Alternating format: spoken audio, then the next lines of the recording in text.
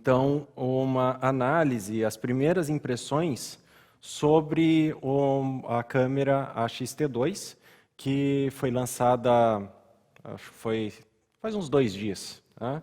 Foi lançada dia 7, certo? Muito bem, vamos para as informações principais dela aqui, como sempre. A carinha dela, tá? Então, ela tem a caixinha aqui em cima como se fosse uma SLR, mas na verdade isso daí só está aí para bonito. Ela poderia estar em qualquer outro lugar, afinal de contas uma mirrorless não precisa ter esse formato especificamente. Bom, ela trouxe um sensor novo, tá? É o mesmo sensor que a Fuji agora está usando também na X Pro One, um sensor de 24 megapixels, que também tem a distribuição do filtro de cor X-Trans, que é uma distribuição particular própria da Fuji. Ela traz esse X-Trans em toda a linha dela. Só no início das primeiras câmeras da Fuji não tinha esse filtro X-Trans no sensor. É uma coisa bem particular dela que busca minimizar os efeitos do Moire, aqueles efeitos causados justamente pela distribuição Bayer, que é mais comum nos outros fabricantes. Então, sensor 24 megapixels, X-Trans, é isso que significa X-Trans. Tá? Ela vem com 325 pontos de foco, sendo que 169 deles são de detecção de fase. Tá? Quero relembrar para vocês o que isso significa. Uma mirrorless faz foco a nível de sensor, certo? Então, a imagem está sendo o tempo todo capturada pelo sensor, que vai fazer a fotografia, e ela usa o contraste entre os pixels para determinar quando a imagem está em foco ou quando ela está desfocada. Esse é a focalização por contraste. Mas as mirrorless mais recentes também estão trazendo um agrupamento de pixels que se comportam como se fosse um sensor de fase. Tá? Esse sensor de fase ele consegue saber se a fotografia está desfocada para frente ou para trás antes mesmo de fazer o foco. Por isso ele não faz uma varredura completa das distâncias de foco. Ele vai certeiro, direto ao ponto. É isso que uma DSLR faz também. Tá? A vantagem da mirrorless é que ela tem as duas coisas trabalhando em conjunto. Tem a precisão do sensor de foco ser por contraste, tá? Dos pixels, e a velocidade da detecção de fase. Então, essa montoeira de pontos de foco ela é espalhada sobre toda a imagem, porque afinal de contas isso é a nível de sensor, então funciona muito bem. Tá? Essa quantidade de pontos de foco não seria fundamental ter tantos, mas eles estão espalhados, eles são extremamente precisos a nível de pixel, que não tem como ter uma precisão maior do que um nível de pixel, e a velocidade compatível com qualquer DSLR, dependendo daí no caso da lente que é usada, mais do que do sistema que está sendo usado. Outra coisa que vem nova nela é o Viewfinder. O Viewfinder, ele está aqui, 2,36 megapontos por polegada. Tá? Ele é um viewfinder eletrônico que tem uma resposta muito rápida, 0,005 segundos de atualização. Isso traz uma imagem atualizada em 60 frames por segundo ou 100 frames por segundo no modo de velocidade. Isso significa o seguinte: uma das coisas que as pessoas têm ainda dificuldade com as primeiras mirrorless, ou as de entrada, que são as mais básicas, é fotografar coisas em alta velocidade. Porque existe um leve atraso no que aparece na tela, que não é perceptível quando as coisas estão se movimentando muito devagar na fotografia. Agora, quando você está fotografando alguma coisa muito rápida ou movimentando a câmera muito rapidamente, a imagem dá um lag, dá uma tremida, certo? As câmeras mirrorless que têm estabilização de imagem a nível de sensor são fantásticas nesse ponto. Elas praticamente não tremem a imagem. Tipo Olympus, Ela tem, a top de linha da Olympus tem um sensor estabilizado em 5 eixos, algo fantástico. As da Panasonic também, a da Sony também é estabilizada, mas não são 5 eixos em todas as câmeras. O fato é que se não tem essa estabilização, eventualmente você vai sentir um leve movimento na tela. Agora, a XT2 vem então com uma taxa de atualização muito superior para que minimize esse problema, apesar da Fuji não ter o sensor estabilizado. Aliás, Fuji, eu acho que isso é um problema no teu projeto. Você criou uma câmera mirrorless que é fantástica, eu mesmo fui pego por ela, gosto da X-Pro One, mas acho que você perdeu a oportunidade de fazer um sensor estabilizado. Agora talvez dê muito trabalho para começar todo o projeto de novo e inserir estabilização de imagem no sensor. Mas eu sou um dos que acredita que estabilização no sensor é melhor do que ótico. As Fuji, então, só tem lentes estabilizadas, não tem nenhuma câmera com estabilização direto a nível de sensor. Eu acho isso um pouco um desperdício, certo? A tela dela atrás é de 3 polegadas, articulado.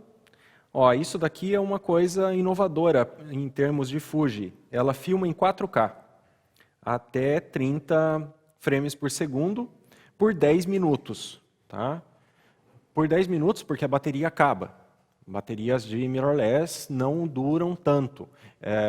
Um dos motivos é porque uma mirrorless é feita para ser pequena, então eles colocam a menor bateria possível.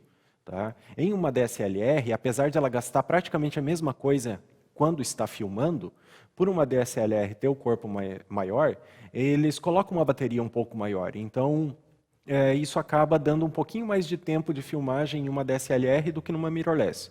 Mas entendam que DSLR e mirrorless, quando estão filmando, trabalham exatamente da mesma maneira. Uma DSLR tem que excluir a sua parte mecânica para poder filmar.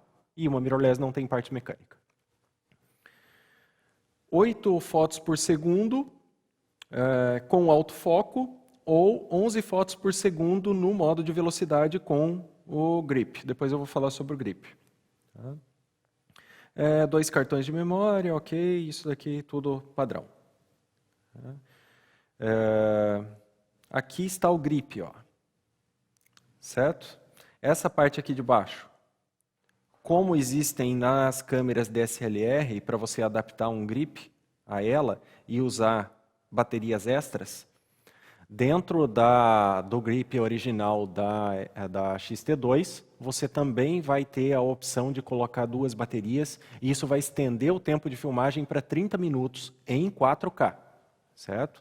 Então, ela estende bastante a vida ali da bateria, da câmera, com essa recarga, e ela chega daí a 1000 fotos com um set de recargas. Uma mirrorless padrão costuma fazer 300, 400 fotos com uma carga de bateria. Porque, de novo, as baterias de mirrorless são feitas a menor possível, certo? Então elas não têm tanta capacidade quanto as outras, e uma mirrorless tende a gastar mais energia, porque o sensor está o tempo todo sendo sensibilizado. É a partir dele que você tem a visualização. Obviamente, se você visualizar pouco pela câmera e somente tirar fotografias, você vai economizar. O fato é que, usando o grip, você estende até 1000 fotos a quantidade a possibilidade de fotos com um set de recarga, ok? Essas são as características aqui principais dessa câmera. Eu quero abrir algumas fotos aqui do corpo dela. Eu quero demonstrar algumas coisas que eu acho muito bacanas na Fuji e que me fizeram escolher a Fuji como a minha câmera. Eu fui o fotógrafo de Nikon durante vários anos. Eu comecei a fotografar com um Nikon de filme, com uma câmera horrível, a FM10. Se alguém já usou essa câmera, sabe do que eu estou falando. Acho que foi a pior câmera que a Nikon já fez em toda a história dela. Mas ok, aprendi muito sobre fotografia nessa câmera, que era uma câmera manual. Depois disso, eu acabei trocando para Nikon digital. na época não existia muitas opções, né? Troquei para a Nikon digital e fiquei assim até aparecer algo que eu julguei melhor. Eu nunca fui muito satisfeito com a Nikon, para falar a verdade. Eu achei que o caminho que ela tomou dentro da fotografia digital, assim como todos os outros fabricantes, com exceção da Leica, foi um caminho meio tortuoso, um caminho que abandonou várias coisas que funcionavam muito bem na fotografia analógica em termos de ergonomia, de funções, de opções de botões, coisas do tipo. Tá?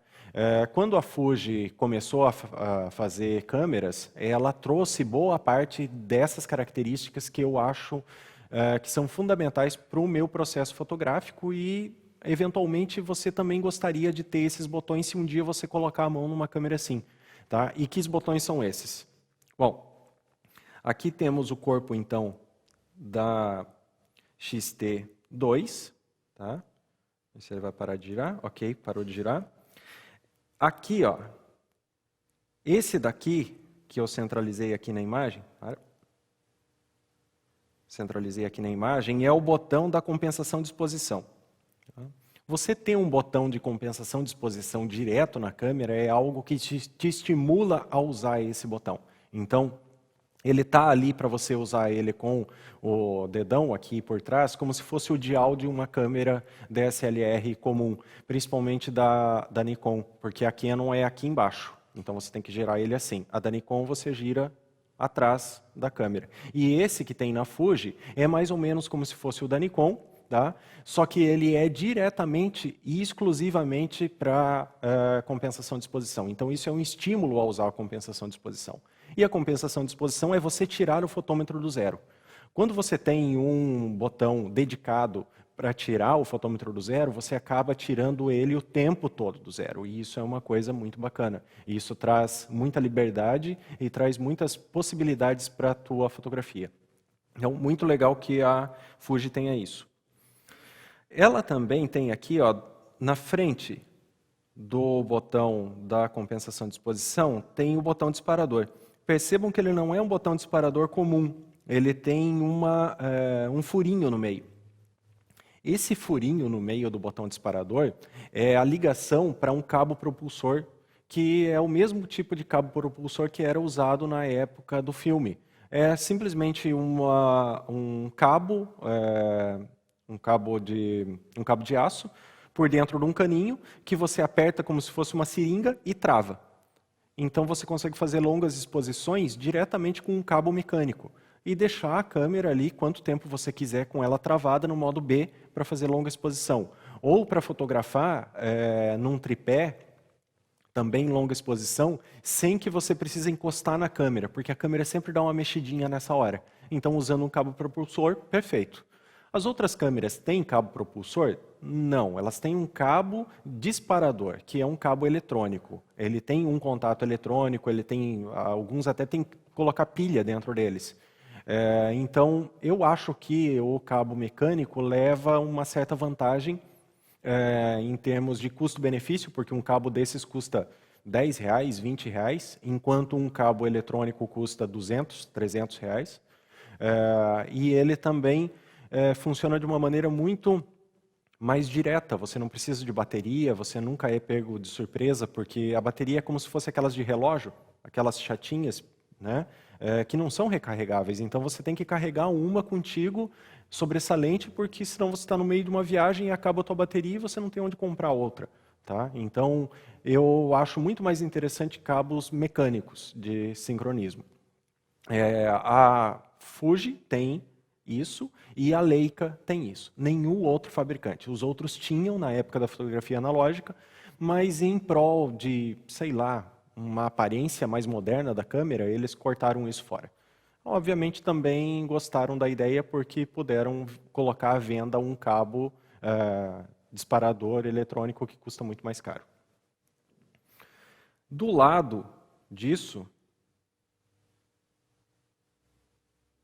temos aqui o botão, né, o dial também, que controla o tempo de exposição. Então, a velocidade é controlada também por um botão específico. Vocês vão me dizer assim, ah, tá, mas na minha Nikon Se eu só giro, eu mexo na velocidade. Ou na minha Canon, se eu só giro, eu mexo na velocidade. Ok, só que esse dial tem várias funções, inclusive a de velocidade. Nas câmeras da Fuji e nas câmeras da Leica e algumas outras, existe esse dial específico e único. Não se faz mais nada com ele a não ser a velocidade. Então, isso também é um estímulo a usar o modo manual, a você controlar a velocidade de uma maneira muito mais rápida e muito mais direta. E do outro lado, vamos fazer a câmera girar de novo. Do outro lado tem também um controle dial que trata do ISO. Então você também tem a possibilidade de trocar o ISO diretamente com um controle específico e único para essa função. Imagine você com essa câmera, tá? A nível do olho, né? Observando o mundo ali com esse visor eletrônico que é fantástico em termos de resolução e de velocidade de taxa de frames por segundo, e poder mexer no ISO, na velocidade, na compensação de exposição, tudo sem tirar a câmera do olho, porque tudo está ali disponível e você praticamente usa a câmera como se ela fosse uma sanfona. Você tem botões para tudo quanto é lado, e uma vez que você cria uma memória mecânica de como usar esses botões, isso fica muito instintivo, muito rápido, e é uma delícia usar uma câmera que tenha botões assim, dedicados, certo?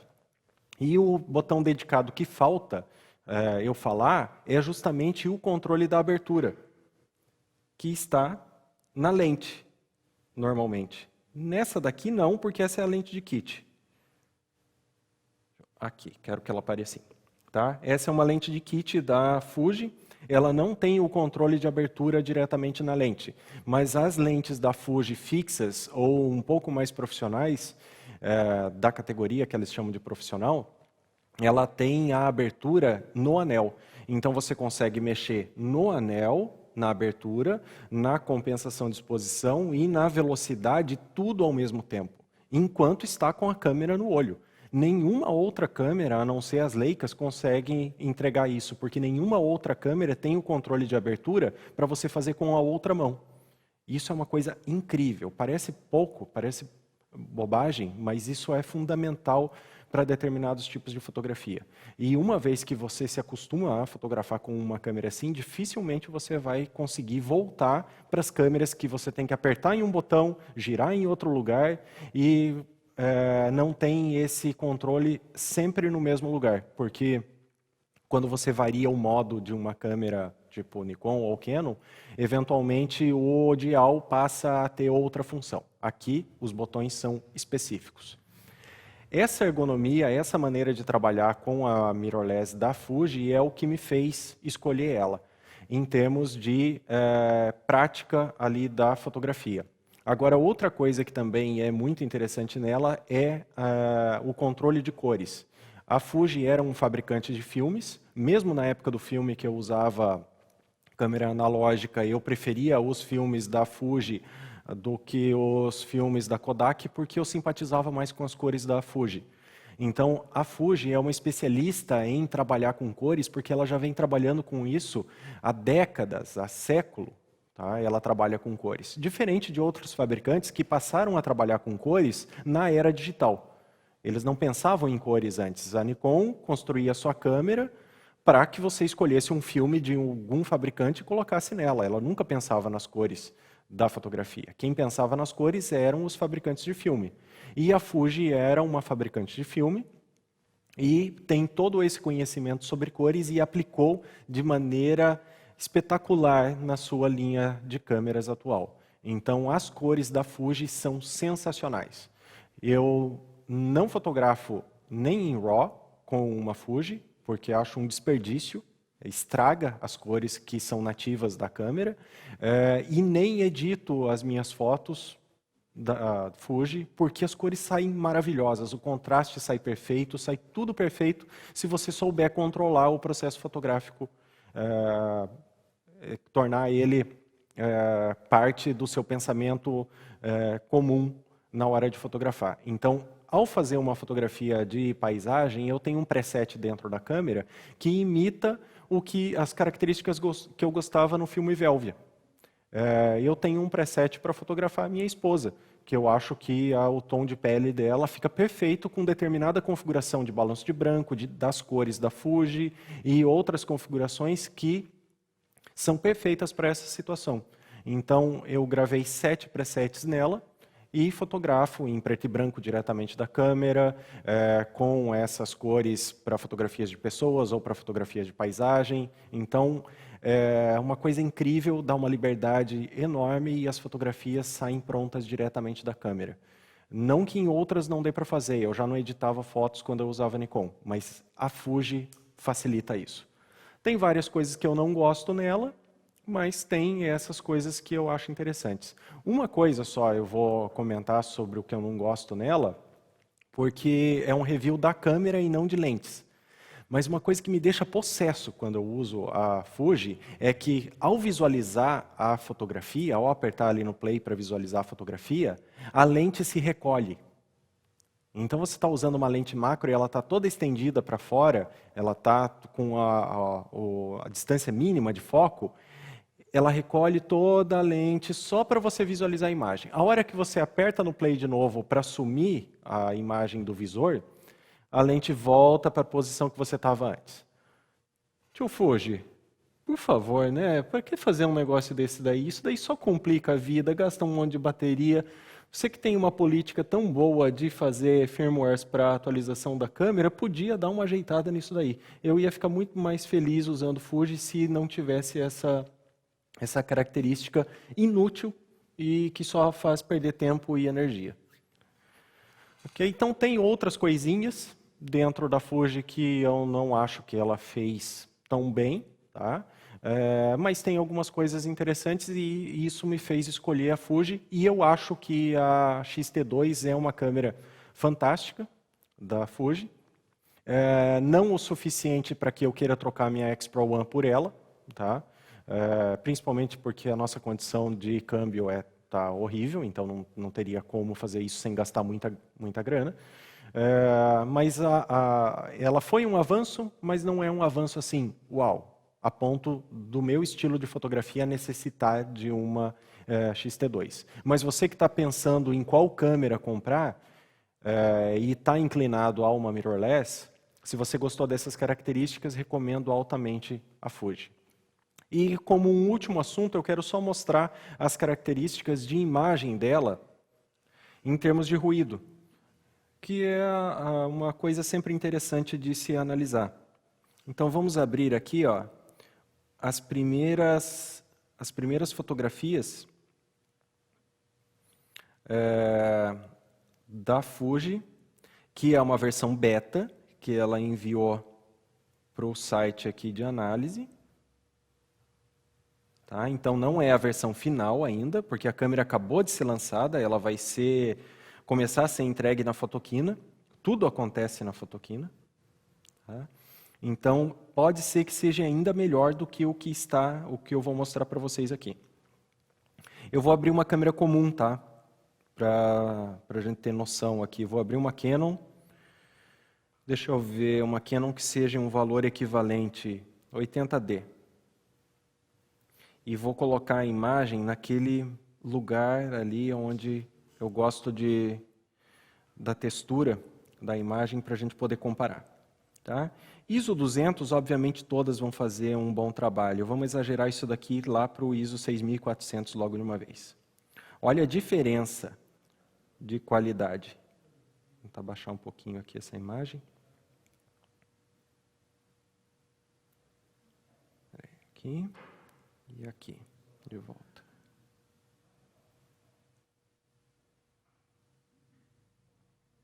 Perdi onde que está o cursor aqui. Tá, voltou.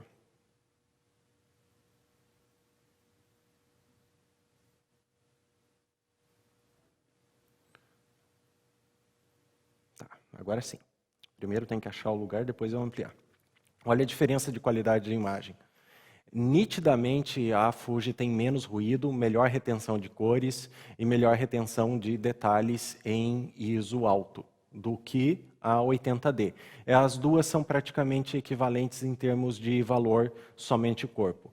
Acho que a Fuji deve estar um pouquinho mais cara, tá? Deve ser um pouquinho mais cara. Até vou conferir antes de terminar esse bloco, vou conferir o valor dela para passar para vocês. Mas é mais ou menos a mesma categoria. Câmeras de 24 megapixels, ou muito semelhantes à quantidade de megapixels, com capacidades semelhantes de ISO, mas uma qualidade muito superior em termos de retenção de detalhes, de ruído e de retenção de cores na Fuji. Então, a qualidade de imagem dela está bem superior a essa daqui, por exemplo, que eu estou usando como comparação. Se você quiser ver comparação entre outras, entra aqui no site e dá uma olhada, tem toda a linha de todas as câmeras aqui para a gente poder comparar, certo? Bom, finalizando então, deixa eu ver se já tem algum preço aqui, algum valor. Está aqui, ó, tá? Pré-venda, ok? Não existe ela ainda para venda. $1.600 na pré-venda. Obviamente, depois, a hora que lançam isso, que vai ser na Fotoquina, em setembro, vai estar disponível à venda, provavelmente esse valor deve cair um pouquinho, ok? Então, essa foi a análise da X-T2 da Fuji. Eu vou fazer um pequeno intervalo e volto com cultura geral. Até mais. Ha! De acordo com as leis da vida, do universo e tudo mais, você tem duas opções para esse vídeo. Ou você curtiu bastante, ou você amou ele maravilhosamente. Então eu vou fazer uma Avada Kedavra aqui na minha direita. Esquerda. Para você se inscrever no nosso canal. Uma setinha aqui na minha esquerda. Direita. Para você dar um like nesse vídeo. E uma setinha aqui embaixo. Embaixo. Embaixo mesmo. Para você mandar comentários, sugestões e tudo mais. Então não desrespeite nenhuma lei do universo, nem da vida, nem tudo mais. E seja feliz.